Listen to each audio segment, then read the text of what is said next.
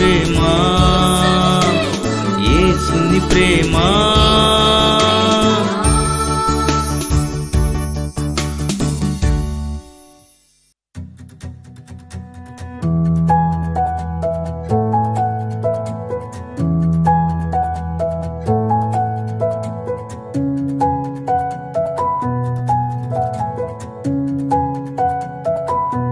స్తుతి నైవేద్యం. Praise the lord. ప్రభువునందు ప్రియమైన ఈహెచ్ఎం సంఘ సభ్యులకు, అలాగే లైవ్ ద్వారా ప్రతిరోజు మా ఈ కార్యక్రమాన్ని వీక్షిస్తున్న మా ప్రియమైన సహోదరులందరికీ, మా సబ్స్క్రైబర్స్ అందరికీ కూడా క్రీస్తు పేరిట శుభాలు తెలియజేస్తున్నాను. మరి ఈ రోజు నుంచి మనము యేసయ్య శిలువలో పలికిన 7 మాటలను గూర్చి ప్రత్యేకమైన సందేశాలు ఇవ్వాలని ఈ రోజు నుంచి ఈ మాటలు చెప్పబడతాయి.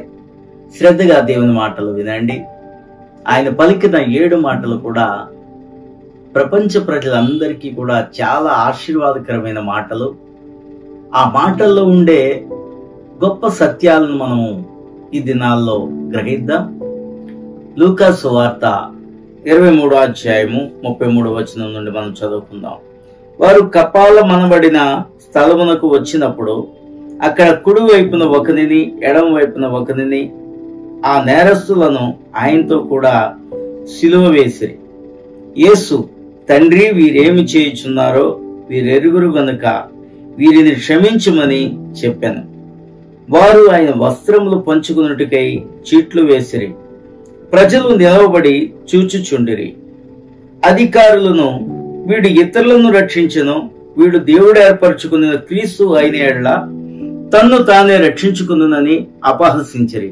అంతట సైనికులు ఆయన వద్దకు వచ్చి ఆయనకు చిరకనిచ్చి, నీవు యూదుల రాజు అయితే నిన్ను నీవే రక్షించుకునమని ఆయనను అపహసించిరి. ఇతడు యూదుల రాజని పై విలాసము కూడా ఆయనకు పైగా వ్రాయబడెను. ప్రార్థన చేసుకుందాం. కృప కలిగిన మా తండ్రి, మీకే వందనాలు ప్రభా. మరొకసారి నీ పాదాల చెంతకు మేము వస్తున్నాం. ఈ దినము నుండి 7 మాటలను ధ్యానం చేసుకోవాలని నువ్వు ఇచ్చిన ఆలోచనను బట్టి ప్రభా, ఇదో తండ్రి, నీవే నీ దాసుల్లో ఉండి ఈ మాటలను వివరించడానికి తగిన జ్ఞానాన్ని, అభిషేకమును దయచేయండి. ఈ మాటల్లో ఉండే సత్యాలు ప్రభా మేము గ్రహించుటకు సహాయం చేయండి. వినగలిగే చెవులు, గ్రహించే హృదయము మా అందరికి దయచేయమని యేసు నామమున ప్రార్థన చేయుచున్నాం తండ్రి, ఆమేన్. యేసు ప్రభు వారిని సిలువ వేయటానికి ఆయన తీసుకొచ్చారు, సిలువ వేశారు. యేసు ప్రభు వారు మానవ జాతి అందరి కోసము చాలా గొప్ప శ్రమలు పొందాడు. మరి అలాంటి శ్రమలు ఈ లోకంలో ఎవరు పొంది ఉండరు. అందుకని సిలువ శ్రమలను గూర్చి ఎంతైనా చెప్పుకోవచ్చు. ఆయన్ని ఎప్పుడైతే యూదా యేసు ప్రభువుని అప్పగించారో అప్పటి నుంచే ఆయనకి శ్రమలు మొదలయ్యాయి. హేరోదు రాజు దగ్గరికి, పిలాతు దగ్గరికి అటు ఇటు త్రిప్పుచూనే చాలా శిక్షలు వారు విధించారు.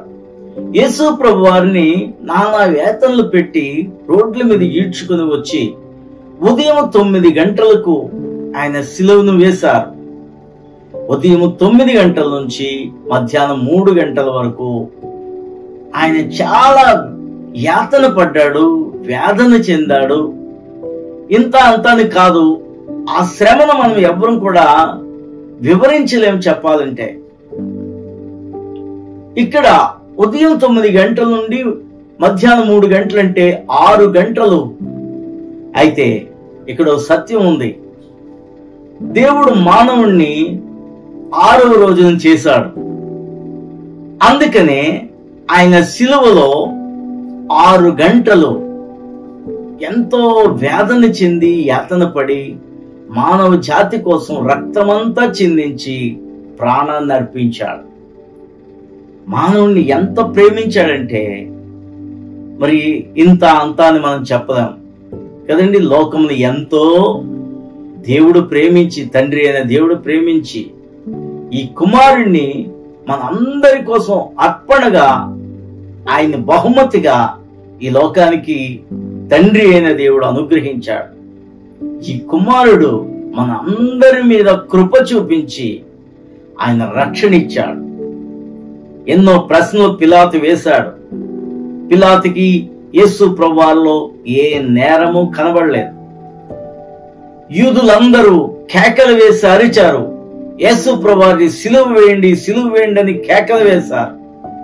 అయితే యేసు ప్రభువు మౌనంగా ఉన్నాడు. దొంగను కోరుకున్నారు, బరబ్బా అనే నేరస్తుని కోరుకున్నారు. యేసు ప్రభువుని మాత్రం సిలువ వేయమని కేకలు వేస్తే మొత్తానికి యేసు ప్రభువుని సిలువ వేశారు. ఆ సిలువ వేసినప్పుడు అక్కడ ఉండే స్థితిగతులను మనము ఆలోచన చేస్తే అక్కడ చాలా మంది ప్రజలు నిలుచుని చూస్తున్నారు. అందులో కొంతమంది యేసు ప్రభువుని ప్రేమించిన వారు అనేక మంది అక్కడ ఉన్నారు. వాళ్ళు కూడా ఏమీ చేయలేని పరిస్థితుల్లో ఆ రోమన్ సైనికులకు భయపడి, యూదులకు భయపడి ఎంతో మౌనంగా వాళ్ళు ఏడుస్తూ చూస్తా ఉన్నారు. అలాంటి పరిస్థితుల్లో కొంతమంది ఆయన హేళన చేస్తున్నప్పుడు పలికిన మొట్టమొదటి మాట ఇది. చీట్లు వేస్తూ ఆయన వస్త్రాలనట చీట్లు వేసి పంచుకుంటున్నారట. ఆయన వస్త్రాలను చీట్లు వేసి, ఈ ఎవరికి చీట్ వస్తే అది ఆ వస్త్రం నాది అని వాళ్ళు పంచుకుంటున్నారు. అదొక వేళాకోళంగా. అలాగే కొంతమంది అంటున్నారు, అధికారులు అంటున్నారట అక్కడ, ఏమనో తెలుసా, ఈయన ఎంతో మందిని రక్షించాడు, తనను తాను రక్షించుకోలేకపోతున్నాడు ఏంటి అని ఆ మాటలు అంటున్నారు. తను పట్టుకున్న సైనికులు కూడా అదే మాటను వాళ్ళు పలుకుతున్నప్పుడు, తండ్రి వీరేమి చేయుచున్నారో వీరు ఎరుగరు గనక వీరిని క్షమించమని దేవుణ్ణి అడుగుతా ఉన్నాడు. యేసు ప్రభువారు అంత వేదన పడుతూ, అంత యాతనలో కూడా ఆయన మాటను పలికాడంటే ఎంత గొప్ప దేవుడో ఒక్కసారి మనం ఆలోచించాలండి. నిజంగా దేవునికి మనుషుల మీద ఎంత ప్రేమో ఒక్కసారి అది మనం అర్థం చేసుకుంటే, అలాంటి స్థితిలో ఎవడైనా ఈ మాటను చెప్పగలరా? ఎవరైనా ఇలాంటి మంచి పలుకులు పలకగలరా? అందుకనే ఈ రోజున గుడ్ ఫ్రైడే రోజున 7 మాటలు ప్రతి మందిరంలో చెప్తారు, వాటిని ధ్యానం చేస్తారు. ఎందుకంటే 7 మాటల్లో ఉండే ప్రేమ, దయ, రక్షణ, ఇవన్నీ కూడా 7 మాటల్లో మనకి కనిపిస్తాయి. ప్రియమైన వాళ్ళారా, చూసారా దేవునికి ఎంత ప్రేమ! ఆయన నలగగొడుతున్నా, ఆయన హేళన చేస్తున్నా, అందరూ ఆయన కోసం రకరకాలుగా అక్కడ మాట్లాడుతున్నా, ఇష్టం వచ్చినట్లుగా వాళ్ళు ప్రవర్తిస్తున్నా, ఆయనకి దాహం అంటే అక్కడ చేదు చిరకనిచ్చారట. వీళ్ళంతా కూడా ఆయన అపహసిస్తుండగా ఆయన నోటిలోంచి వచ్చిన ఆ మాట చాలండి, దేవుడు మనుషులను ఎంతగా ప్రేమించాడో. ఈ మనిషి కోసం ఆ మహిమంతటి పరలోక రాజ్యంలో విడిచిపెట్టుకుని నరునిగా ఆయన పుట్టటం, ఎంత యాతన పడుతూ కూడా ఇలాంటి ప్రేమ కలిగిన మాటను అనగలిగిన వారు ఎవరైనా ఉన్నారంటే యేసు ఒక్కడ మాత్రమే కనబడతాడండి. దేవునికి స్తోత్రం చెల్లిందాం. తండ్రి, ఇదిగో నీవు కోపపడవద్దు, ఈ మనుషులు వాళ్ళు ఏం చేస్తున్నారో తెలియదు గనక వాళ్ళు ఇలాగ నన్ను హింసిస్తున్నారు అన్నాడు. నిజంగా యెషయా గ్రంథంలో ఉంటది, తండ్రి అయిన దేవుని కట తన ప్రియమైన కుమారుడు అతడు బాధపడటం, వేదన చెందటం ఆయనకి ఇష్టమైందట. తన కుమారుడు నలగగొట్టబడటం తండ్రి అయిన దేవునికి ఇష్టమైందని అక్కడ చక్కది మాట రాయబడుతుంది. చూడండి, ఈ కుమారుడు ఏం చేస్తున్నాడంటే తండ్రిని కోపపడవద్దని చెప్తా ఉన్నాడు. అక్కడ మాటలు అంటున్నారు కొంతమంది, అందరినీ రక్షించాడు, ఈయనే రక్షించుకోలేకపోతున్నాడు అని. ఆ శిలువ మీద పై విలాసంగా రాశారట, యూదుల రాజు అని. ఇవన్నీ హేళన చేయటమే, అపహసించడమే. కానీ దేవుడు వాటిని ఏమి పట్టించుకోవట్లేదు, కానీ తన తండ్రికి విన్నపాన్ని విన్నవిస్తూ వీరిని క్షమించమని అడుగుతున్నాడు. సిలువ సందేశంలో మొట్టమొదట మాటలో మనకు కనబడేది ఏంటంటే క్షమించుట పరమార్థం. క్షమించుటే సిలువ సందేశంలో ఉన్న పరమార్థం. నిజంగా ఒకరినొకరు క్షమించుకోమని అందుకనే దేవుడు చెప్తాడు, ఒకరినొకరు ప్రేమించుకోండి అని చెప్తాడు. నిన్ను వలె నీ పొరుగువానిని ప్రేమించు అంటాడు. మనం అందరం పాపులము. పాపులైన మానవుల కోసము పవిత్రుడైన పరిశుద్ధుడైన దేవుడు భూమి మీద పుట్టి ఇంత వేదన చెందుతూ ఆ గొప్ప మాటను పలికిన ఆ మాట యొక్క సారాంశాన్ని గ్రహించగలిగితే నిజంగానే ఆయన్ని రక్షకుడుగా మనము కూడా అంగీకరించగలము. ఎన్నో అద్భుతాలు చేశాడు, అందుకే ఆ ప్రజలకు ఆశ్చర్యం వేస్తుంది. ఎన్నో ఈయన అద్భుతాలు చేశాడు కదా, ఎంతో మందిని స్వస్థపరిచాడు కదా, కుష్టి వ్యాధి కలిగిన వాళ్ళని కూడా ఇలా ముట్టుకుంటే బాగుపడ్డారు కదా, సముద్రం మీద నడిచాడు కదా. మరి ఇప్పుడేంటి ఈయన ఎందుకు రక్షించుకోలేకపోతున్నాడు, ఈయన రక్షించుకోవచ్చు కదా అని వాళ్ళు అంటున్నారు. యేసు ప్రభువారు తనను తాను రక్షించుకోలేడా? చెప్పండి, తనను తాను రక్షించుకోలేడా? ఈ రోజున కూడా కొంతమంది అంటున్నారు, 3 మేకలు పీక్కోలేని వాడు దేవుడు ఎలాగవుతాడు? నిజమే, ఆ 3 మేకలు కాదు, ఎన్ని మేకలు వేసినా పీక్కోగలడు. ఎన్నో అద్భుత కార్యాలు చేసిన దేవునికి అది సాధ్యమే. కానీ ఆయనే గాని మేకులు పీక్కుకొని లేకపోతే ఆ మహిమంతటిని ఆ ప్రజల మీద గాని చూపిస్తే మానవ జాతికి రక్షణ లేదు. ఆ శిలువలో ఆయన ప్రతి రక్తపు బొట్టు గాని విడవకపోతే మానవుడు రక్షింపబడలేడు. ఏ మానవుడు కూడా దేవుని రాజ్యానికి వెళ్ళలేడు. కాబట్టే ఆ పరమాత్ముడు యేసు క్రీస్తుగా ఈ భూమి మీద పుట్టి రక్తము చిందించి బలియాగమయ్యాడండి. ఇది సత్యం. ఈ సత్యాన్ని గ్రహించగలిగితే నీవు ఈ రోజే ప్రభు ప్రేమను గ్రహించగలవు. కాబట్టి ఆయన గాని మనల్ని గాని క్షమించకపోతే నిజంగా మనకు క్షమాపణ అనేది దొరకదు. కాబట్టి దేవుడు క్షమ కలిగిన దేవుడు. ఈ రోజే నీ పాపాలు ఒప్పుకుంటే నిజంగా నువ్వు క్షమించబడతావు. ఈ రోజే క్రీస్తుని నీ హృదయంలోనికి ఆహ్వానిస్తే తప్పకుండా దేవుడు నిన్ను క్షమించి పరలోక రాజ్య వారసునిగా చేస్తాడు. ఆయన రక్షించుకోలేక కాదు, లేతే తప్పించుకుని పారిపోలేక కాదు. ఎన్నో అద్భుతాలు చేసిన దేవుడు ఆయన ఒక్క మాట సెలవిస్తే పరలోక దూతలే వచ్చి అక్కడ యుద్ధం చేస్తారు. కానీ దేవుడు ఎందుకు ఆ కఠిన శ్రమలు అనుభవించాడంటే నీ కోసమే, నా కోసమే. కాబట్టి మన పాపములను క్షమించే పరిశుద్ధుడైన దేవుని దగ్గరకు మనం వద్దాం. మన హృదయాలు ఆయనకి తెరుద్దాం. ప్రభువా, నువ్వు నా కోసం చనిపోయావా? ఇదిగో దాన్ని క్షమించు తండ్రి, నా పాపమంతటిని నీ రక్తంలో కడిగివేయి తండ్రి అని ప్రార్థన చేసుకోండి. దేవుడు మిమ్మల్ని దీవిస్తాడు. యేసు ప్రభువారు ఆయన శిలువలో చెప్పబడిన 2వ మాటను ధ్యానం చేద్దాం. బైబిల్స్ ఉన్నవారందరూ కూడా చూడండి. లూకాసు వార్త 23వ అధ్యాయంలో 43వ వచనంలో ఆ మాట ఉంటది. అందుకు ఆయన వానితో, నేడు నీవు నాతో కూడా పరదేశులో ఉందువని నిశ్చయముగా నీతో చెప్పుచున్నానని. చిన్న మాట ప్రార్థన చేసుకుందాం. కృప కలిగిన మా తండ్రి, నీ కృపలో మమ్మల్ని జ్ఞాపకం చేసుకోండి. మా అపరాధ దోష పాపములను క్షమించు నాయన. నీ వాక్యం ద్వారా నీ ప్రజలతో మాట్లాడమని, నీ దీవెనలు ప్రతి ఒక్కరికి దయచేయమని, ఈ యొక్క శిలువ సందేశం ద్వారా, నీ మాటల ద్వారా ప్రతి ఒక్కరిని కూడా ఇదిగో తండ్రి ప్రభువా నీ చెంతకు ఆకర్షించుకోమని యేసు నామమున ప్రార్థన చేయుచున్నాము తండ్రి. ఆమేన్. ఈ 2వ మాట, యేసు ప్రభువారు తనను వేడుకొనిన నేరస్తునితో ఈ మాట ఆయన చెప్తా ఉన్నాడు.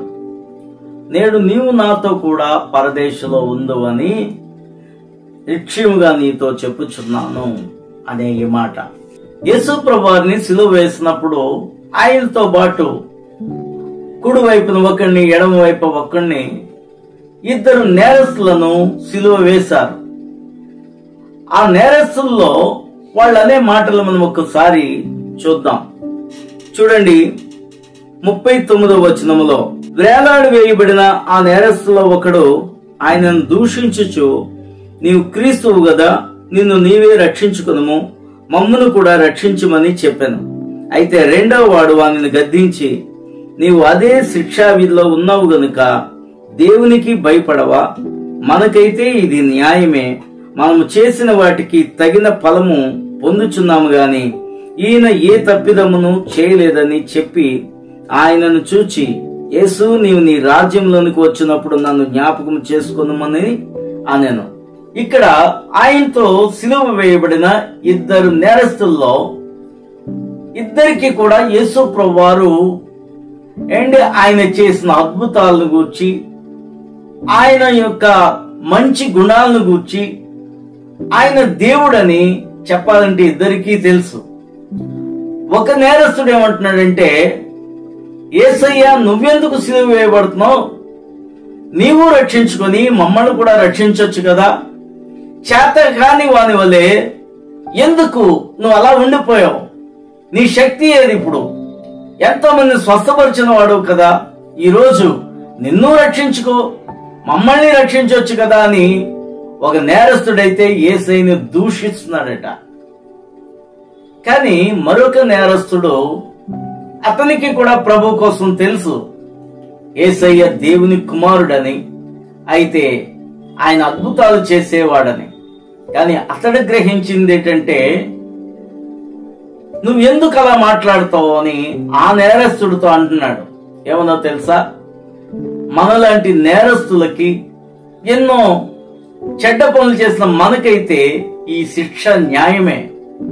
కానీ ఆయన ఏ పాపము చేయలేనివాడు కదా, ఆయన ఏ నేరము చేయలేనివాడు కదా, ఆయనకు ఈ శిక్ష న్యాయం కాదు, అలా దూషించి నువ్వు మాట్లాడవద్దు అని అక్కడ చక్కని మాట అంటున్నాడు. పరలోక రాజ్యానికి వెళ్ళాలంటే యేసు ప్రభువారే మార్గమని అతని బోధలు వినుండొచ్చు, యేసయ్య బోధలు వినుండొచ్చు అతడు. కానీ ఆనాటి సమయంలో అతడు మారు మనసు పొందలేదు, నేరస్తుడిగానే జీవించాడు, నేరాలు చేస్తానే ఉన్నాడు, నేరస్తుడయ్యాడు, చెరసాల్లో ఉన్నాడు. ఒకనొక సమయంలో యేసు ప్రభువారితో పాటు ఆ సమయాన్ని అతను కూడా సిలువ వేయబడ్డాడు. కానీ ఆ సిలువ మీద అతనికి పశ్చాత్తాపం వచ్చింది. తన నేరాల్ని, తన పాపాలని కూడా అక్కడ ఏం చేస్తున్నాడంటే ఒప్పుకుంటున్నాడు. ఇది మనకి తగినదే, ఈ శిక్ష మనకైతే తగినది గాని ఆయన ఏ పాపము చేసిన వాడు కాదు, ఎంతో గొప్పవాడు, మంచివాడు, అలాంటి పరిశుద్ధునికి ఈ యొక్క శిక్ష తగదు అని చెప్పి ఆయన చనిపోయినా సరే ఆయనే మోక్షానికి మానవుణ్ణి తీసుకుని వెళ్ళగలిగిన గొప్ప దేవుడని ఆ నేరస్తుడు గ్రహించి మాట్లాడుతున్నాడు. ఎందుకంటే ఆయన అసలు ఎందుకు చనిపోతాడో అనే విషయాన్ని కూడా గ్రహించిన నేరస్తుడులాగా ఇతడున్నాడు. చాలా మంది శిష్యులు కూడా యేసు ప్రభువారు చనిపోయిన తర్వాత తిరిగి లెగుస్తారనే విషయాన్ని మర్చిపోతారు వాళ్ళు.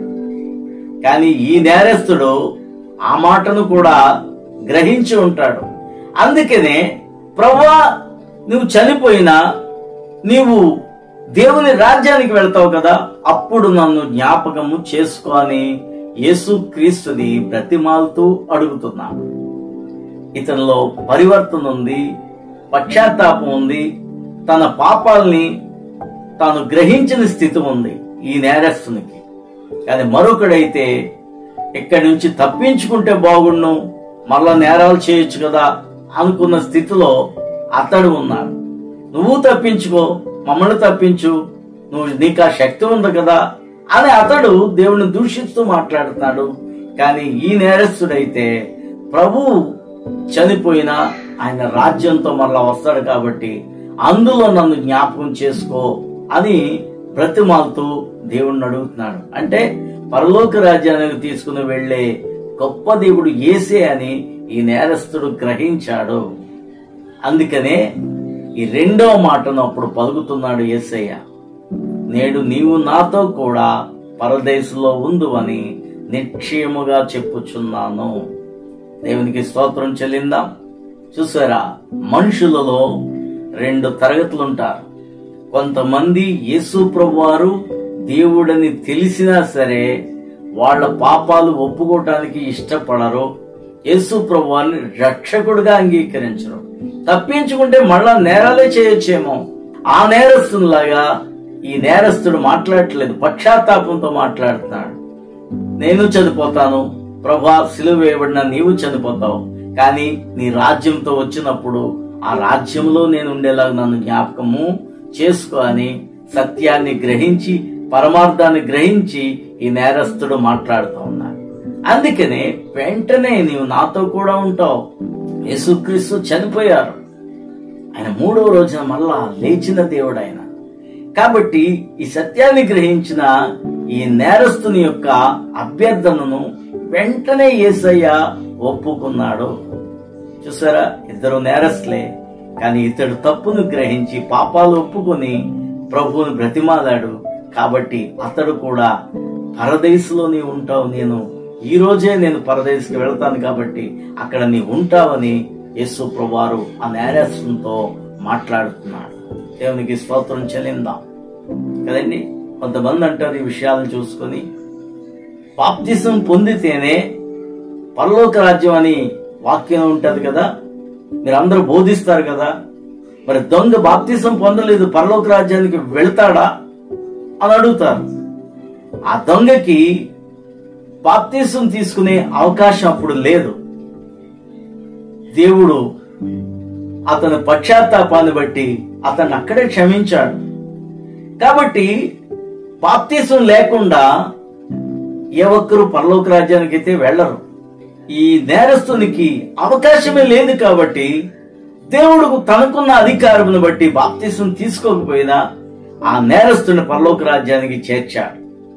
ప్రియమైన వాళ్ళారా, కొన్ని వాదనలు పెట్టుకొని బైబిల్ తప్పు అని అనుకునే వాళ్ళు చాలా జాగ్రత్తగా ఉండాలి. దేవుడు ప్రేమమయుడు. మొదటి మాటలోనే మనం చూసాం కదా, తనను కొడుతున్న వారిని కూడా క్షమించమని, వాళ్ళని ఏమీ చేయొద్దని తండ్రికి మొరపెడతా ఉన్నాడు.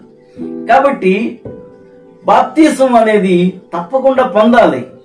కానీ ఇతడికి అవకాశం లేదు కాబట్టి ఆ ఛాన్స్ అతనికి ఇచ్చాడు. నీకుంది కదా అవకాశం, నువ్వేం సిలువ మీద లేవు కదా. అందుకని యేసు క్రీస్తు నిజ రక్షకుడని నమ్మి బాప్తిసం పొందుకో. నిజంగానే మనం అందరము నేరస్తులమే, పాపులమే. దేవుణ్ణి క్షమాపణ అడిగితే ఆ పరలోక రాజ్యంలో దేవుడు మనల్ని కూడా ఉంచగలడు. కాబట్టి ఈ గొప్ప మాటను బట్టి దేవుని మహిమపరుద్దాం, ప్రార్థన చేసుకుందాం. కృప కలిగిన మా తండ్రి, నీ వాక్యం ద్వారా మాతో మీరు మాట్లాడినందుకు మీకే వందనాలు చెల్లించుకుంటూ యేసు నామమున ప్రార్థన చేయుచున్నాం తండ్రి, ఆమేన్.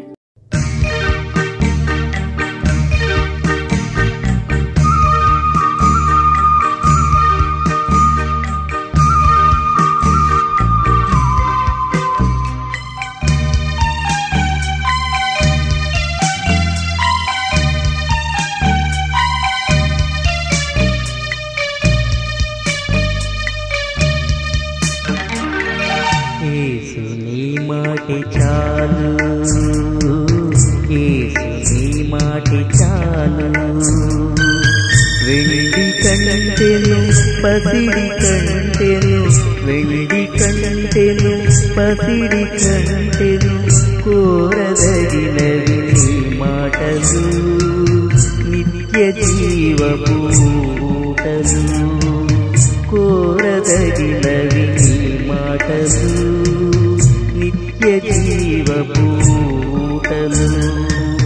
యేసు నీ మాటి చాలు, యేసు నీ మాటి చాలు.